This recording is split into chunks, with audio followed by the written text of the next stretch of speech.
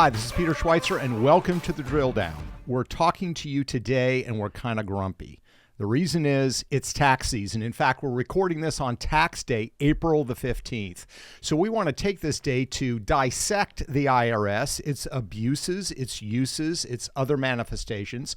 And doing that, of course, on the set is going to be 𝐃𝐫𝐢𝐥𝐥, the co-host of this program. Eric, two questions for you. Number one, did you file your taxes or did you get an extension? And number two, how confident are you would survive an IRS audit? So if you're listening to this, let me just tell you this. I'm 43 and I learned this a few years ago. You know you're succeeding in life if you have not filed your taxes, because nobody who's worth anything actually files on April 15th. Like, they'll go to the post office before midnight. That is for the birds. You get your accountant to file an extension. That is the move. And so no, I have not filed my taxes. That's the answer number one. Number two, do I feel like I could survive an audit? I am irrationally confident that I could survive an audit from the IRS. Emphasis on irrational.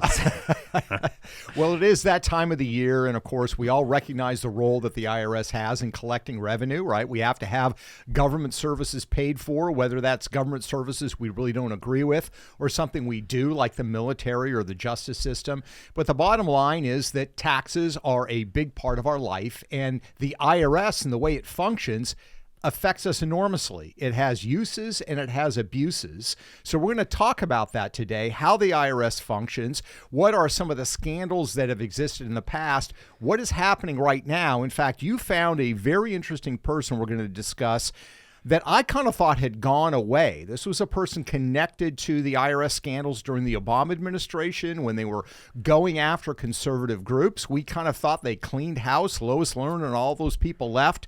Turns out one of them didn't, and is in fact running a senior part of the IRS apparatus right now as we speak. A senior part of the IRS apparatus who's received additional funding to do more specific things. But, you know, David, who produces the video of this podcast each week, I'm not sure that he wants to put this in the video version of it, but if we did a live look at the IRS right now, it might not be inappropriate to show a dumpster fire because just last week, like, it's tax day, right? Today is April 15th. Last week, Melanie Krause was the director of the IRS. She's like, I'm out. And Peter Schweizer, as we prepare for like this biggest day in the IRS calendar year, that's the third leader of the IRS to leave this calendar year. The old guy, Danny Werfel, left the day that Donald Trump took office, and then somebody else was in charge and they disagree with this policy of attempting to use the IRS. You know, the IRS has been used by different administrations to do different things and to enact it's a tool. Different policies. And what the Trump administration has said we want to do is we want to use tax data to go after undocumented immigrants, and we want the IRS to partner via the Treasury Agency with immigration officials. And there's a lot of senior leadership of the IRS that is not comfortable with that, and so they've left. And so it's an interesting time. So you got three of the senior leaders of the IRS are out, but somebody who was embroiled in the one true IRS scandal of my lifetime, the Lois Lerner Tea Party investigation, the number one aide to Lois Lerner is still there. She was placed on administrative leave, and now she's back and she's in charge of a very important division within the IRS. It just shows you, like, it's a weird time over there. Yeah, it is. It is an interesting time. And of course, Trump has nominated former congressman from Missouri, Billy Long, to be the new IRS commissioner. He seems to be a man of the people, right? I mean, this is a guy who seems to have sort of a relaxed manner about him. He's got a background in doing tax preparation. He's got some funny. That's one way to put it. Go ahead. He's got some funny things that he's put on his Twitter feed, right? In terms of education, University of Missouri, in parentheses, he put dropout. So this guy is quite a character, and he's going to be going into this government agency. But before we talk about him, let's talk about, you teased it, but let's talk about this person that worked with Lois Lerner, who is now running, I would argue, perhaps the most important division of the IRS. This is the division that deals with large corporations and making sure that large corporations are paying their taxes and not involved in tax evasion. Yeah, so there's something called the Large Business and International Division within the IRS. And, you know, there's lots and lots of businesses that fall under this category. These are companies that have to have net assets or income of over $10 million a year. There's 100,000 companies that kind of fall into that category. Yeah. This division investigates 22 cases per year. And just for contrast, out of 100,000 is the field. 100,000. This has been reported. 100,000 companies that qualify in this category, but the Large Business International Division investigate 22. So it just shows you they're sort of selective, let's say. And that's in contrast with Small Business Division, which investigates 40 times as many cases per year. And so this actually, just for as a quick aside, is part of a larger trend of a real problem within the IRS in terms of who gets audited based on your income.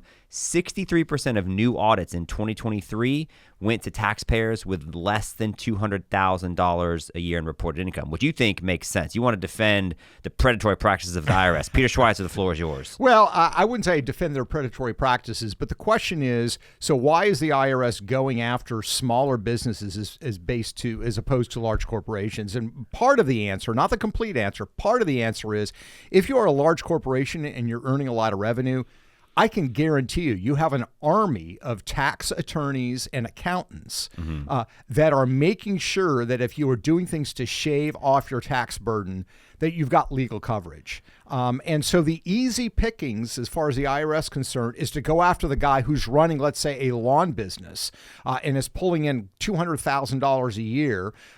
He can't afford to get a lot of tax attorneys. So it's going to be easier for the IRS to go to them, get a settlement, even if it's for $20,000, than it is to fight with a corporation. That's part of the explanation, but I don't think that's all of it. I think part of it is also this issue we're going to talk about a little bit later, this revolving door that exists among the IRS.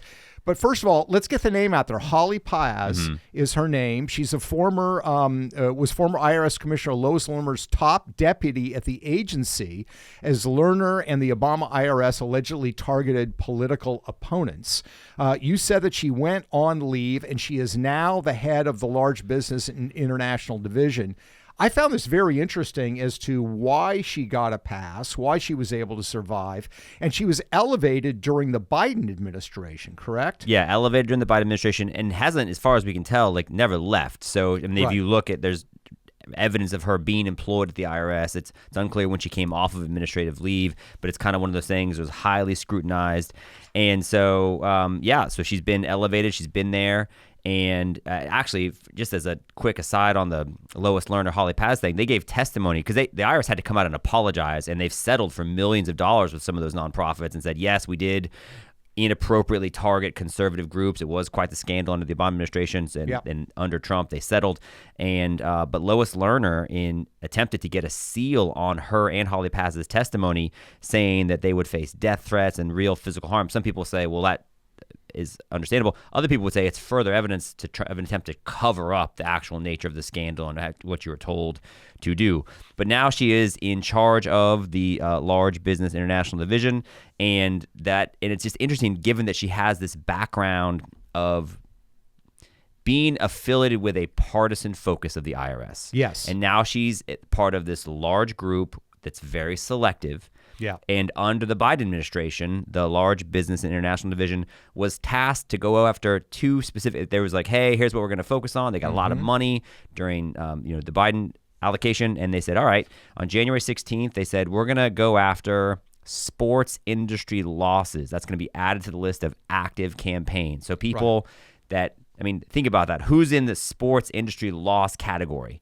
People who own sports franchises. Right. So this is something the Biden administration says, you're on our list. They're also going after, this is bad news for you, corporate jet usage, so, aka the Schweizer rule. Right. But if the Biden says we're going to go after people who are claiming this specific deduction. Right. Now, so obviously you have to be a professional sports owner to do that. Yeah. Professional sports owners, those who donated to political campaigns, 95% of total contributions went to Republicans. And of the four major sports divisions, and of course there's other sports as well, but NFL owners that donated at least $28 million to federal candidates, and that was a sevenfold increase, and 83% of that money went to conservative candidates or causes. So it's just interesting that here's this lady who survives this scandal and is affiliated with targeting conservatives. She's now part of a new unit, very selective, and one of the things they say they're going to go after happens to be an area that seems kind of specifically targeted to continue to go after conservatives. Yeah, it's high concentration of conservatives. Yep. And again, the point would be, look, if you're taking losses you're not entitled to, yeah, the IRS should look at you. But if you're looking at an industry and saying, we don't like the fact that overall in this industry people are taking deductions, we don't think they should, that's a question for Congress. Congress sets tax policy, not the IRS. The IRS, all they're supposed to be doing is enforcing and directing it. Should point out, by the way, that this lady, Mrs. Paz, also was a Obama donor in 2008, which is kind of unusual. Generally, IRS senior employees don't tend to be political campaign contributors.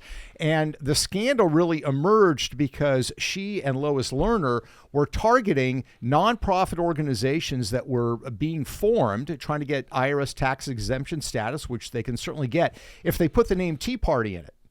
So, I mean, that is absolutely political targeting because no left-wing groups were naming themselves Tea Party. This is when the Tea Party movement was rising. So it was a clear example of targeted behavior by the IRS. And the question is, given this new push, whether there's more targeting that's taking place. Maybe they're not going after the Tea Party in Ponte Vedra Beach or someplace in Florida. They're going after Jerry Jones, or they're going after big conservative donors. And that's where it's unclear, with the IRS, if the three top leaders have all stepped out since Trump's taken over. But Right. Trump's pick to be in charge of the IRS has yet to be appointed. And this is where some of those deep state concerns Right. become, I think, very real. So, like, who's in charge and who's deciding what's going to happen and where?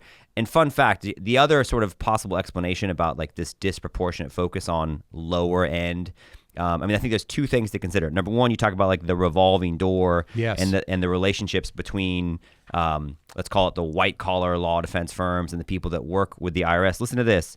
A Treasury Department Inspector General report found that 496 employees who received income from a large accounting firm or corporation either prior to or during their time at and left the IRS. So you got nearly 500 people kind of going back and forth between the IRS and these white collar firms, suggesting, relationships. Hey, is this really something that we're going to be pursuing? Because do you know what the number one group who gets audited are, of course, like the top end earners. But do you know what the number two end group that gets audited is? No. The lowest end, people claiming the earned income tax credit, way more disproportionately likely to be audited. Also, by the way, Are they looking for fraud, or what's your theory on why they're doing that? Well, it could be that it's this, they say that they lack resources. Right. And so it's easier to go after the lower hanging fruit in the lower brackets. Now, it is possible that when you have more deductions, that those things are fraudulently claimed, which could be true. I mean, I hate to say this. I was at the gas station the other day. I didn't tell you this.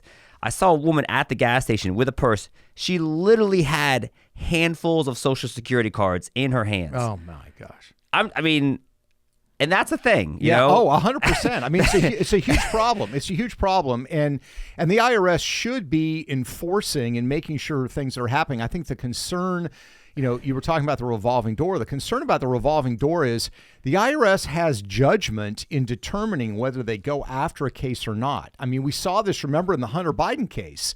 Clear an example of he did not pay his federal taxes. And in that particular case, you had IRS agents who became whistleblowers who said, look, he's not paying his taxes. Other people at the IRS didn't want to go after Hunter Biden. People at the Department of Justice didn't want to go after Hunter Biden. So there's a lot of subjectivity here. It's not black and white. And that's the problem with the revolving door. That's the problem with the politicized relationship. If you get somebody who is a buddy with other senior officials at the IRS who's now working for this law firm, come on, Bill. Come on, Fred. Come on, Nancy. Hey, how you doing? I've got this client here. It's not at all inconceivable that they can get preferred treatment and the political targeting. There's a long history of this that we're going to talk about that makes it clear that the IRS can abuse this position in a mighty way. Well, and we're not suggesting that that's what's happening in this one specific example, but it is worth pointing out that Holly Paz, the person who's in charge of the large business international division, is married to a man named Marlon Paz. Now, Marlon Paz's career is, guess what? If you guessed he owns a lawn business that makes $200,000 a year, you would be incorrect. Although I do love it when Schweizer plays blue collar tax filer. Marlon Paz does not own a lawn care firm. He works for a law firm. He used to work for Latham Watkins, which is like the number 2 firm. Very juiced in law firm. Very juiced in law firm. They got offices in Riyadh and Washington, D.C., New York, like the number 2 most profitable firm, I think, in the world. He left literally last month, and he's joined something called Steptoe LLP. And I don't know what they do, but here's what they say they do on LinkedIn. World-class legal advice at the intersection of business, regulation, policy, and the courts. Yeah. So, hey, it's a good living if you can get it, but it just speaks to those aren't the people that are probably facing the audits. Yeah. This is the insider world, right? This is the insider world. So let's talk a little bit about the history, right? The IRS has a history of abusing power. We know FDR during the 1930s went after his political opponents. I'm sure people before that probably did as well. We know that Richard Nixon, right, used this as a tool to go after political opponents. We know during the 1990s, during the Clinton administration, there was actually an academic study I remember seeing, where they looked at the audit rates and they found that red counties, people that were, against Bill Clinton and voted against him, had much higher rates of audits than blue counties did. Is that right? Yeah, which seemed to indicate, and the problem, people have tried to replicate that study. The IRS will not give out the data, even through the Freedom of Information Act. They say it's proprietary. Another fun fact about what happened in the Clinton IRS, 2 people, among the many, I'm not sure which county they live in, but both Juanita Broaddrick and Paula Jones got audited. I remember that. What are the odds? What are the odds? Yeah. So abuses abound, and this is the concern that we always have about anything involving the government. To the extent that they can do something for you, they can do something to you. And when they give them this kind of power, it's a huge problem. And that's why, we don't like the IRS having more power than it needs to begin with. Well, so you mentioned FDR. FDR went after a few different people. Andrew Mellon, who was somebody that said, listen, you can have taxes, but I think that there's some legal ways to sort of minimize our tax burden. J.P. Morgan defended the legal pursuit of minimizing tax burdens. And FDR wrote a letter, and this is how personal FDR took taxes, which when you consider his governing philosophy, I think makes sense. FDR goes, ask yourself, the president wrote, what Christ would say about the American bench and bar were he to return today. Yeah, here's the great thing, by the way, about FDR and about a lot of these very wealthy people on the left. They're the best at avoiding paying taxes. The classic example, I wrote about this in my book, Do As I Say, Not As I Do. Ted Kennedy, the Kennedy family championed the death tax, the inheritance tax, and he wanted it at 50%. If you die, at that time it was anything over $2 million gets taxed at 50%. Well, when Joe Kennedy passed away and then left it to the next generation and they passed away, the New York Times ran a story in the 1970s. You know what their tax rate was on their inheritance? No. Less than 1%. Less than 1%. They figured out ways to get tens of millions of dollars transferred from one generation to another without paying this tax. And so the point is, when people say you just got to soak the rich and tax the rich, the challenge you have is there's all kinds of legal ways that you can structure your investments, your holdings, what you are investing in, to avoid and to minimize your tax burden. And so this idea that you're going to soak people and take it, it just never works out that way. So I kind of find it ironic because the Roosevelts were very much like the Kennedys. The story I thought you were going to tell is about Bruce Springsteen. Oh, yes. You tell the Springsteen story. It's your story. I don't know. So Bruce Springsteen, another example of a guy who says, we need to soak the rich. He's a guy that's done all right in life, right? He has a big estate in New Jersey, and what he figured out is that if he put a couple of bee colonies in the corner of his estate in New Jersey, guess what? It's now a farm. And the property taxes are cut, to 10% of what they would be if it was just an estate. So Bruce Springsteen is now in the bee business. Well, congratulations to Bruce. I will say, unfortunately, we do have this long history as a country of taking people who are just politically interesting, if not oppositional, and having the IRS become familiar with them. Yeah. In the 60s, Martin Luther King Jr. was audited a number of times. In his defense, he said, look, God only wants 10%. Everything else is tyranny. And so He needed better lawyers, MLK. He didn't actually say that, but I did have an accountant who said that, and I always thought it was a good line. But that tradition, unfortunately, continues today. Investigative journalist Matt Taibbi was, after given these Twitter files by Elon Musk, he literally is testifying in Congress about what government is up to and the censorship efforts that they're into. And he gets a visit from IRS agents.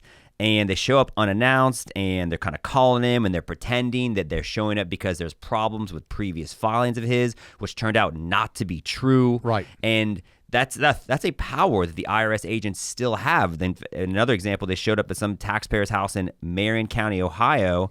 They said their name was Bill House, and they said they had some concerns about uncollected revenue, and they made all kinds of threats to this taxpayer. So, I mean, there's examples of the IRS being very aggressive. Yeah, and what's interesting about that Taibbi case, by the way, is happened during the Biden administration.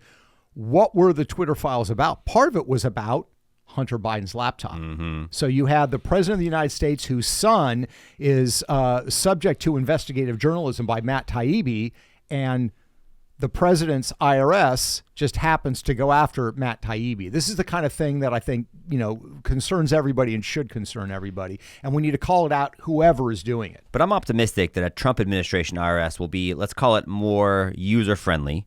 Number one, they're slashing tens of thousands of jobs. They've gotten rid of the Civil Rights Division, which, here's a fun fact just for people. You see this kind of pushback about, oh man, they're getting rid of the Civil Rights Division, which suggests that now people will no longer be protected and that certain vulnerable populations are more subject to abuse by the IRS tax code. Right. Fun fact, black people right now are 3 to 5 times more likely under the previously fully staffed Civil Rights Division era of the IRS. Black people 3 to 5 times more likely to be audited than their white counterparts. So how good of a job is the old Civil Rights Division doing? Yeah.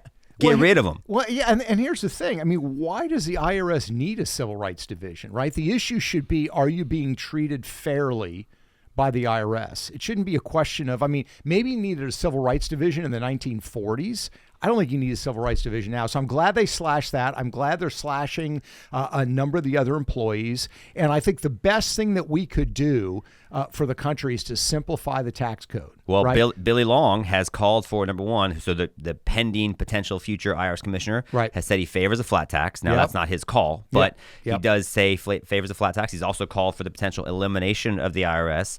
And on his Twitter profile, he claimed to have the credential of a certified tax and business advisor. And some people said, well, wait a minute, that's not really a thing. You don't get to prepare taxes or do anything before the IRS just because of that. That's not a thing we recognize.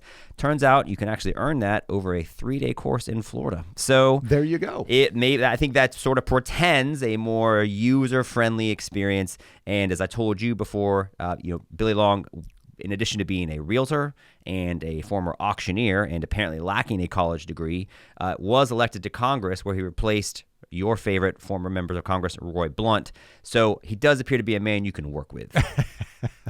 Now, there might be some advantages to having a former auctioneer as the head of the IRS. Imagine you could have a discussion like this about our tax code. So one other thing, being an auctioneer in Congress, the way our debt is running out of control, they find it very handy to have Jeff Duncan and myself here in Washington. We are one of the few people that can actually keep up with the national debt. I'm but $1 trillion, $2 trillion now, $3 trillion now, $4 trillion, $5 trillion, $6 trillion, $7 trillion, $8 trillion, $9, 9, 10, 11 trillion down here, 12, 13, you're out of here, 13 trillion, 14 trillion now, 15. I have sold it 14 trillion. Thankfully, Mr. Speaker, we also can say those numbers backwards. So when we get the spending under control here, I'll be back. And that may very well be our future IRS commissioner. I think it'll be great. I think Billy Long is going to be a breath of fresh air for the IRS. I think we need to have an outsider, not an insider, do this. I think a guy that recognizes that, we need revenue, but we don't want the abuses of the IRS. The other thing we have to keep in mind is that partly what happens to the IRS, to the tax code, may be related to Trump's tariff policy, because Trump has spoken about the fact that the tariffs could substantially reduce the income tax burden that Americans have. In other words, if we have this new source of revenue, I mean, the amount of revenue they are talking about generating with tariffs, assuming this tariff stayed in place and you didn't eliminate them through some deal with foreign governments, you're talking about hundreds and hundreds of billions of dollars, which means theoretically you could simplify or potentially even cut taxes. I do like the idea of a flat tax or a simplified tax. The people who aren't going to like it are the IRS and tax attorneys and tax accountants, because they need complexity. But as far as I'm concerned, that would make it simple and accessible to everybody, and you wouldn't get in these situations where you didn't understand something and you end up getting dinged by the IRS quite innocently. Well, of course it would make it simple, but I would say just for this, I mean, we talked a couple podcasts ago about how much money Big Soda makes based on the subsidies they get from, welfare. And we talked about how much money pharmaceutical companies spend on advertising. And the fact that there's so much money invested in the status quo is a reason why it seems unlikely to change. The one thing I'm the least optimistic about is the tax code substantially changing because of, I mean, just think about what you said. IRS, yeah, okay, you can gut them, but the tax law firms, I mean, these are very powerful, very wealthy. They donate a lot to campaigns. Yeah. Now, the one thing that might change is if you're a corporation and you say, listen, we can actually save hundreds of millions of dollars in terms of what we're spending on our legal bills. Right. If we don't have to do that, that would be one thing. But it seems there's a lot of money invested in the status quo. So yeah. There absolutely is. Well, we appreciate you, as always, taking the time to listen to this podcast. We know your time is valuable. You can find out more about the research we do at thedrilldown.com. And, of course, please subscribe to this podcast, which can be found anywhere where fine podcasts are located. Thanks again. Until next time.